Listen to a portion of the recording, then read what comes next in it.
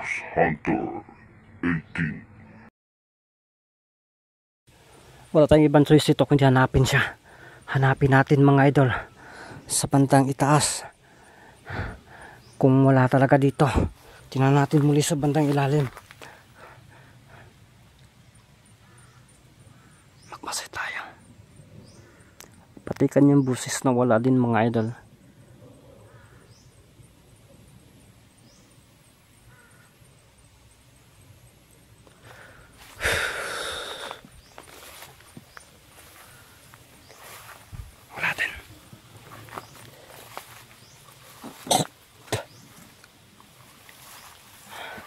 So ito yung pinakadelikado mga idol kasi nakatakas siya,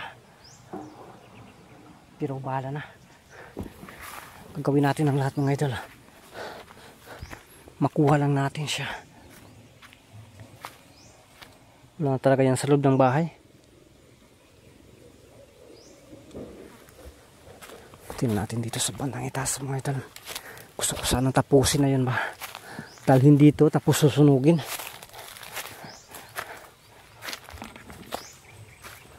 Uy, tura mga idol. Wow.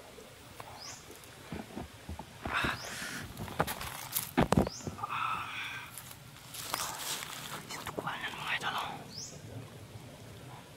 Grabe ang tigas niya. Wow. Pakita ka. Pakita ka. Harapan tayo. Nilalansis mo naman ako. Yan. Bakit ano? Bakit iha? Wow. Sige na. Pakita ka. Yan, alam ko nasaktan ka na. Magpakita ka.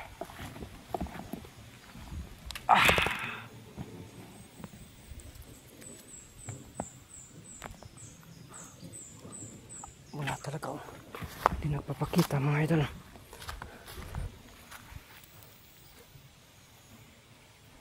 Wala din.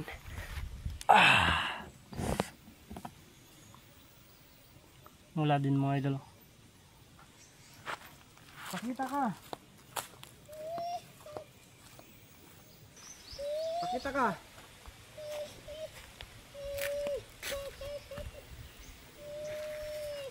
Andito lang siya sa paligid mga idol.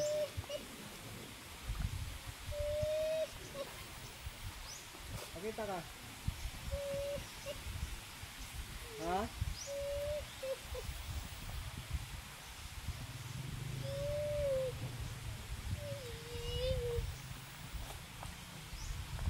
Mga idol, wala talaga. Dito nagpapakita talaga. Magpakita ka. Yan mga idol, oh. Ayaw talaga, oh. Hindi ba siya nagpapakita talaga? Tingnan natin sa bandang likod natin, baka may isahan tayo mga idol. Wow, tura. Dito lang. Nasaktan na yan mga idol. Pero mag-ingat lang po talaga tayo.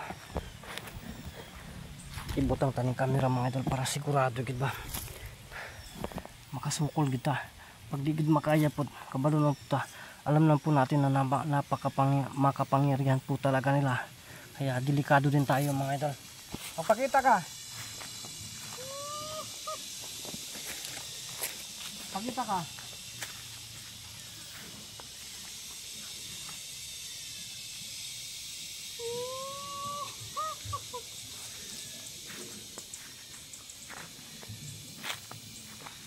Lahat talaga mga idol.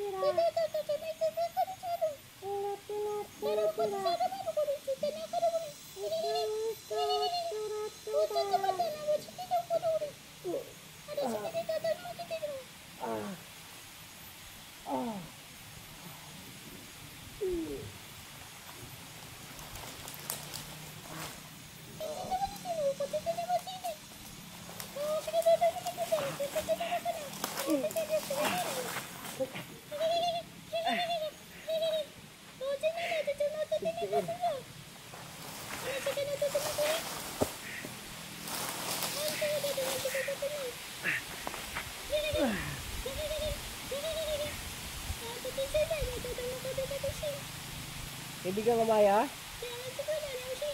Salamat sa paglitas, kaibigang Amaya. Litas kong talo. Ah? Si kaibigang Ramson po ang tumulong sa akin. Yes.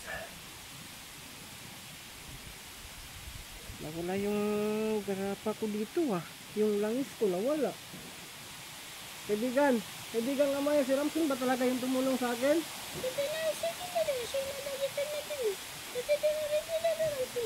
Pinapunta ka lang dito kasi may nilakad siya?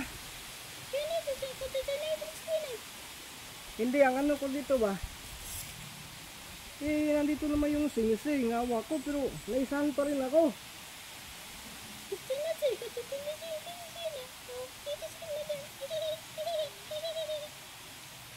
Mga idol, sabi po ni kaibigang Amaya, si kaibigang Ramson po daw pupunta dito, pinulungan ako kaagad dahil nasa kapahamakan ako. Kasi ang balak pala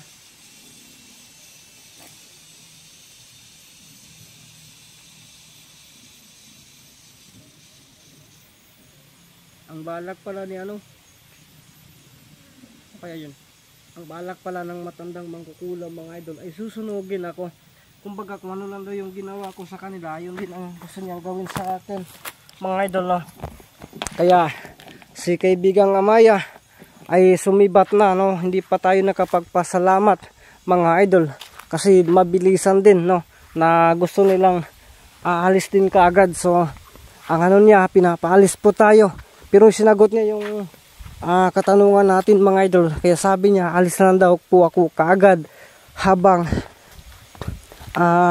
tinitingnan pa nila ako, pero medyo malayo na sila kumbaga makaalis tayo sa lugar na to bago din sila, para bang yung kapangyarihan din nila ay mahiwalay na rin sa atin, yung hindi na ba tayo masilip mga idol. Baka daw kung diretso sila na bitawan tayo dito, baka ang mangkukulam ay nandito pa sa paligid mga idol. So yun ang sabi po niya tinanong ko po kung bakit.